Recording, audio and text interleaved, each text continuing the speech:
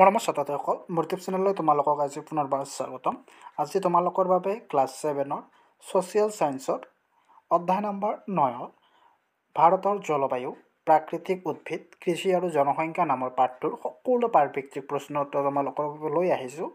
মৰমৰ ছাত্ৰ-ছাত্ৰীসকল, ভিডিঅ'টো স্কিপ নকৰাকৈ লাষ্টলৈকে চাই থাকিব। 1 নম্বৰত দিছে শুদ্ধ অশুদ্ধ বিচাৰি উলিওৱা। ইয়াৰ ক নম্বৰ কুৱেশ্যনটো হৈছে ভাৰতত 2 ধৰণৰ মৌচুমী বায়ু প্ৰবাহিত হয়। ইয়াৰ উত্তৰটো হ'ব শুদ্ধ। খ নম্বৰ কুৱেশ্যনত দিছে জনসংখ্যাৰ আকাৰৰ ক্ষেত্ৰত ভাৰতবৰ্ষ পৃথিৱীৰ ভিতৰত প্ৰধান, এইটো অশুদ্ধ হ'ব। গ নম্বৰ কুৱেশ্যনত দিছে ভাৰতবৰ্ষৰ প্ৰায় সোঁমাজেদি কৰ্কট ক্ৰান্তি ৰেখা পাৰ হৈ গৈছে, হয়। ইয়াৰ উত্তৰটো শুদ্ধ হ'ব। ঘ নম্বৰ কুৱেশ্যনত দিছে দক্ষিণ ভাৰতৰ কলামাটি অঞ্চল চাহ খেতিৰ বাবে উপযোগী, এইটোৰ উত্তৰ হ'ব অশুদ্ধ। ঙ নম্বৰ কুৱেশ্যনত দিছে মৰুভূমি অঞ্চলত চিৰসেউজীয়া উদ্ভিদ পোৱা যায়, এইটো অশুদ্ধ হ'ব। 2 নম্বৰ দিছে শুদ্ধ উত্তৰটো বাছি উলিওৱাৰ লিখা। ইয়াত ক নম্বৰ দিছে দক্ষিণ পশ্চিম মৌচুমী বতাহ প্ৰশান্ত মহাসাগৰ নে আৰৱ মহাসাগৰ লোহিত সাগৰৰ ওপৰেদি প্ৰবাহিত হৈছে। ইয়াৰ শুদ্ধ উত্তৰটো হ'ব ক নম্বৰ কুৱেশ্যনত দিছে দক্ষিণ পশ্চিম মৌচুমী বতাহ প্ৰশান্ত মহাসাগৰ নে আৰৱ মহাসাগৰ লোহিত সাগৰৰ ওপৰেদি প্ৰবাহিত হৈছে। ইয়াৰ উত্তৰ হ'ব আৰৱ সাগৰ। দক্ষিণ পশ্চিম মৌচুমী বতাহ আৰৱ সাগৰৰ ওপৰেদি প্ৰবাহিত হৈছে। খ নম্বৰ কুৱেশ্যনত দিছে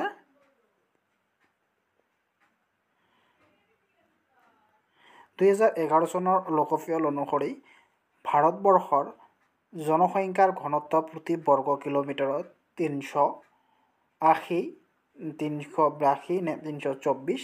ইয়াৰ শুদ্ধ উত্তৰটো হ'ব 382।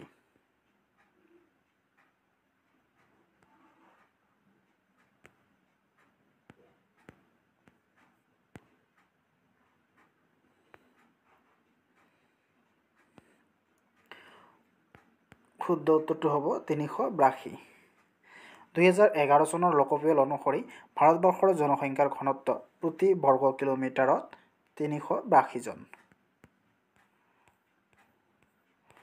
গ নম্বৰ কুৱেশ্যনত দিয়া আছে ফল মূল উৎপাদনত পাঞ্জাৱ, জম্মু কাশ্মীৰ নে হিমাচল প্ৰদেশৰ স্থান ভাৰতৰ ভিতৰত প্ৰথম। ইয়াৰ উত্তৰ হ'ব জম্মু কাশ্মীৰ। ফল মূল উৎপাদনত জম্মু কাশ্মীৰ ভাৰতৰ ভিতৰত প্ৰথম। ঘ নম্বৰ কুৱেশ্যনত দিয়া আছে মৰুভূমি অঞ্চলত চিৰসেউজীয়া কাইটিয়া নে তৃণভোজী জাতি উদ্ভিদ পোৱা যায়। ইয়াৰ শুদ্ধ উত্তৰটো হ'ব কাইটিয়া। মৰুভূমি অঞ্চলত কাইটিয়া উদ্ভিদ পোৱা যায়। ঙ নম্বৰ কুৱেশ্যনত দিছে ভাৰতবৰ্ষৰ আটাইতকৈ বেছি জনসংখ্যা থকা ৰাজ্যখন অৰুণাচল প্ৰদেশ, মহাৰাষ্ট্ৰ নে উত্তৰ প্ৰদেশ। ইয়াৰ শুদ্ধ উত্তৰটো হ'ব উত্তৰ প্ৰদেশ। উত্তৰ প্ৰদেশটো হ'ব শুদ্ধ উত্তৰ।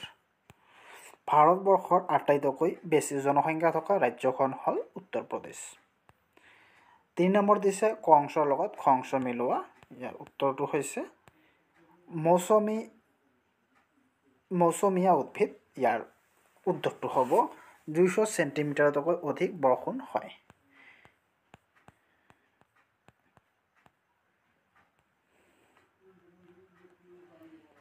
4 নম্বৰ দিছে চমু উত্তৰ লিখা। ইয়াৰ ক নম্বৰ কুৱেশ্যনটো হৈছে জনসংখ্যা হ্ৰাস বৃদ্ধি কি কি কাৰণত হ'ব পাৰে। ইয়াৰ উত্তৰ হ'ল কোনো এখন ঠাইৰ জনসংখ্যা সদায় একে নাথাকে। জনসংখ্যা হ্ৰাস বা বৃদ্ধি হয়। জনসংখ্যা এনে হ্ৰাস অথবা বৃদ্ধি হোৱাকে জনসংখ্যাৰ পৰিৱৰ্তন বোলা হয়।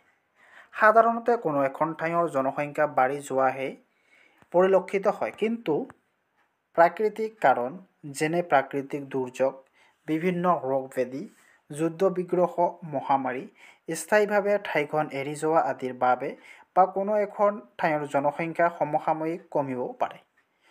আনহাতে কোনো এখন ঠাইৰ জনসংখ্যা বৃদ্ধিৰ নিৰ্ভৰ কৰে মূল জন্মৰ হাৰ, মৃত্যুৰ হাৰ আৰু প্ৰব্ৰজনৰ ওপৰত। সাধাৰণতে মৃত্যুৰ হাৰতকৈ জন্মৰ হাৰ বেছি হয়, তেতিয়া জনসংখ্যা বাঢ়িব ধৰে। খ নম্বৰ কুৱেশ্যনত দিয়া আছে ভাৰতবৰ্ষৰ জলবায়ু নিৰ্ধাৰণ কৰা কাৰকসমূহ কি কি? ইয়াৰ উত্তৰ হ'ব ভাৰতবৰ্ষৰ জলবায়ু নিৰ্ধাৰণ কৰা কাৰকসমূহ হ'ল দেশখনত বিশালতা, বেলেগ বেলেগ ভূ-প্ৰকৃতি, বিষুৱৰ পৰা দূৰত্ব, উচ্চতা পাৰ্থক্য, মৌচুমী বতাহ আদিৰ প্ৰভাৱে ভাৰতবৰ্ষৰ জলবায়ু নিৰ্ধাৰণ কৰে। গ নম্বৰ কুৱেশ্যনত দিছে ভাৰতবৰ্ষৰ ক'ত ক'ত চিৰসেউজীয়া উদ্ভিদ পোৱা যায়? ইয়াৰ উত্তৰ হ'ব সাধাৰণতে যিবোৰ অঞ্চলত বৰষুণৰ পৰিমাণ 200 চেণ্টিমিটাৰতকৈ অধিক আৰু উষ্ণতা 25 ডিগ্ৰীৰ পৰা 27 ডিগ্ৰীৰ ভিতৰত থাকে, তেনে অঞ্চলত চিৰসেউজীয়া উদ্ভিদ পোৱা যায়।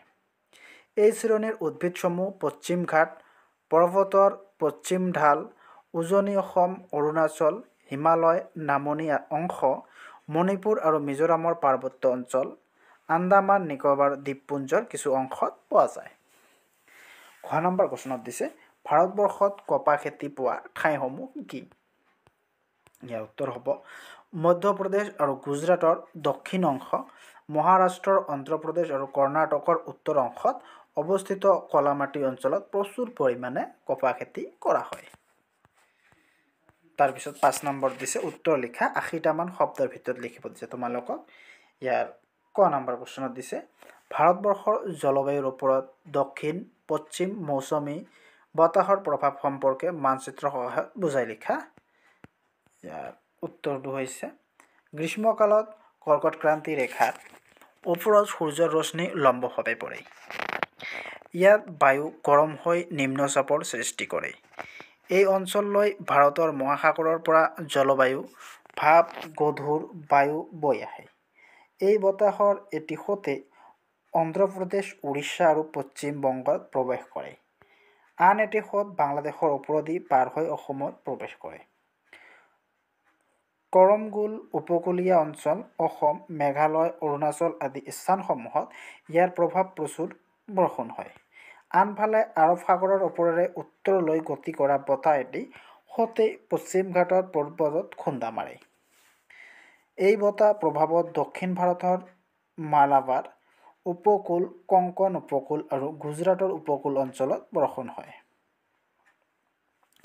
খ নম্বৰ কুৱেশ্যনটো হৈছে ভিন ভিন খেতিৰ বাবে ভিন ভিন জলবায়ুৰ প্ৰয়োজন ব্যাখ্যা কৰা। ইয়াৰ উত্তৰ হ'ব জলবায়ু বৈশিষ্ট্য আৰু মাটিৰ গুণাগুণৰ ওপৰত নিৰ্ভৰ কৰি ভাৰতবৰ্ষৰ বিভিন্ন অঞ্চলত বিভিন্ন খেতি কৰা হয়। গংগা আৰু ব্ৰহ্মপুত্ৰ নদীৰ উপত্যকাৰ অঞ্চলত গ্ৰীষ্মকালত বায়ুৰ উত্তাপ 25 ডিগ্ৰী চেলছিয়াছৰ অধিক হয়। আনহাতে বৰষুণো 100 চেণ্টিমিটাৰৰ অধিক হয়। পশ্চিমবংগ, বিহাৰ, উত্তৰ প্ৰদেশ আৰু অসম এই অঞ্চলৰ অন্তৰ্গত। ধান এই অঞ্চলৰ প্ৰধান কৃষিজাত সামগ্ৰী। বৃষ্টিপাত তুলনামূলকভাৱে কম হ'লেও পাঞ্জাৱ আৰু হাৰিয়ানাত জলসিঞ্চনৰ সহায়ত প্ৰচুৰ পৰিমাণে ধান উৎপাদন কৰা হয়। ইয়াৰ উপৰি উৰিষ্যাৰ মহানদী উপত্যকা, গোদাবৰী, কৃষ্ণ, কাবেৰী নদীৰ মোহনা অঞ্চল আৰু কেৰালাত প্ৰচুৰ ধান খেতি কৰা হয়। পাঞ্জাৱ, হাৰিয়ানা, ৰাজস্থান আৰু উত্তৰ প্ৰদেশত শুকান জলবায়ু আৰু কম বৃষ্টিপাতৰ বাবে ঘেঁহুক মূল কৃষি হিচাপে লোৱা হৈছে। ইয়াৰ বাহিৰেও মধ্যপ্ৰদেশ, বিহাৰ, পশ্চিমবংগ আদি প্ৰদেশতো ঘেঁহু খেতি কৰা হয়। মধ্যপ্ৰদেশ আৰু গুজৰাটৰ দক্ষিণ অংশ, মহাৰাষ্ট্ৰ, অন্ধ্ৰপ্ৰদেশ আৰু কৰ্ণাটকৰ উত্তৰ অংশত অৱস্থিত কলামাটি অঞ্চলত প্ৰচুৰ পৰিমাণে কপাহ খেতি কৰা হয়। ৰাজস্থান, মধ্যপ্ৰদেশ, পূব মহাৰাষ্ট্ৰ, কৰ্ণাটক আৰু অন্ধ্ৰপ্ৰদেশৰ কিছু অংশত জোৱাৰ আৰু বজৰা খেতি কৰা হয়। দক্ষিণ ভাৰতৰ নীলগিৰি অঞ্চলৰ মাটিত কফি আৰু চাহ খেতি কৰা হয়। অসমৰ উত্তৰ আৰু উত্তৰ-পূব অঞ্চলত ওখ এঢলীয়া মাটি। পশ্চিমবংগ, দাৰ্জিলিং আদি অঞ্চলত চাহ খেতি কৰা হয়। বিহাৰ, উত্তৰ প্ৰদেশ, পাঞ্জাৱ ৰাজ্য আদিৰ কিছু অংশত কুঁহিয়াৰ খেতি কৰা হয়। পশ্চিমবংগ, উৰিষ্যা আৰু অসমত ধানৰ উপৰিও মৰাপাট খেতি কৰা হয়। তাৰোপৰি মধ্য ভাৰতৰ আটাইকেইখন ৰাজ্যতে বিভিন্ন প্ৰকাৰৰ মাহ আৰু মছলাজাতীয় শস্যৰ খেতি কৰা হয়। জম্মু কাশ্মীৰত প্ৰচুৰ পৰিমাণে কমলা, আপেল, আঙুৰ আদি ফল মূলৰ খেতি কৰা হয়। সমগ্ৰ পূব আৰু পশ্চিম উপকূলত নাৰিকলৰ খেতি বহুলভাৱে কৰা হয়। ২ নম্বৰ কোৱেশ্যনত দিছে মৌচুমীয়া উদ্ভিদৰ বাবে কেনেধৰণৰ জলবায়ু প্ৰয়োজন? মৌচুমীয়া উদ্ভিদৰ উদাহৰণ লিখি ভাৰতৰ ক'ত পোৱা যায় ঠাইসমূহ উল্লেখ কৰা। বছৰি ১০০ চেণ্টিমিটাৰৰ পৰা ২০০ চেণ্টিমিটাৰত বৰষুণ হোৱা আৰু প্ৰায় ২৭ ডিগ্ৰী চেলছিয়াছ গড় উষ্ণতা থকা অঞ্চলত মৌচুমী উদ্ভিদ পোৱা যায়। বৰ্ষাকাল বৰষুণৰ পৰিমাণ বঢ়াৰ বাবেই এই সময়ছোৱাত এই উদ্ভিদৰ বৃদ্ধি হয়। আনহাতে শীতকালত মৌচুমীয়া অঞ্চলত বৰষুণ আৰু উষ্ণতা কম হয় বাবে মাটি শুকান হৈ যায় আৰু গছৰ পাত সৰি পৰে। মৌচুমীয়া উদ্ভিদৰ উদাহৰণ শাল, চেগুন, চিমলু, চিচু, অৰ্জুন ইত্যাদি। অসম, বিহাৰ, পশ্চিমবংগ, উত্তৰ প্ৰদেশ, হিমাচল প্ৰদেশ, ঝাৰখণ্ড, ছত্তীশগড়, মধ্যপ্ৰদেশ, তামিলনাডু, পূৰ্ব ঘাট, পশ্চিম ঘাটকৈ ধৰি দক্ষিণাত্য মালভূমিৰ পূব অংশত পোৱা যায়। আন্দামান নিকোবৰ দ্বীপপুঞ্জত কিছু পৰিমাণে মৌচুমীয়া উদ্ভিদ পোৱা যায়। ঘ নম্বৰ কোৱেশ্যনত দিছে ধান খেতিৰ বাবে কেনেকুৱা জলবায়ুৰ প্ৰয়োজন? ভাৰতৰ ধান খেতিৰ প্ৰধান ৰাজ্যবোৰৰ নাম উল্লেখ কৰা। ইয়াৰ উত্তৰ হ'ব ধান খেতিৰ বাবে গ্ৰীষ্মকালত বায়ুৰ উত্তাপ ২৫ ডিগ্ৰী চেলছিয়াছৰ অধিক হ'ব লাগিব। আনহাতে বৰষুণো ১০০ চেণ্টিমিটাৰৰ অধিক হ'ব লাগিব। ভাৰতবৰ্ষত ধান খেতি হোৱা প্ৰধান ৰাজ্যসমূহ হ'ল পশ্চিমবংগ, বিহাৰ, উত্তৰ প্ৰদেশ, অসম, পাঞ্জাৱ, হাৰিয়ানা, উৰিষ্যা, মহানদী উপত্যকা, গোদাবৰী, কৃষ্ণা, কাবেৰী নদীৰ মোহনা অঞ্চল, কেৰালা। ৯ নম্বৰ কোৱেশ্যনত দিছে জনসংখ্যা বৃদ্ধিয়ে ভাৰতবৰ্ষত কি কি সমস্যাৰ সৃষ্টি কৰিছে আলোচনা কৰা। ইয়াৰ উত্তৰ হ'ব অত্যাধিক জনসংখ্যা বৃদ্ধি বৰ্তমান সময়ৰ এক জ্বলন্ত সমস্যা। জনসংখ্যা বৃদ্ধিৰ লগে লগে বসবাসৰ সমস্যা, বনাঞ্চল আৰু কৃষিভূমিৰ পৰিমাণ কমি যোৱাৰ সমস্যা, খাদ্য সমস্যা, নিবনুৱা সমস্যা, দৈনন্দিন জীৱন যাপনৰ সমস্যাক আদি কৰি বহু সমস্যাৰ সৃষ্টি কৰে।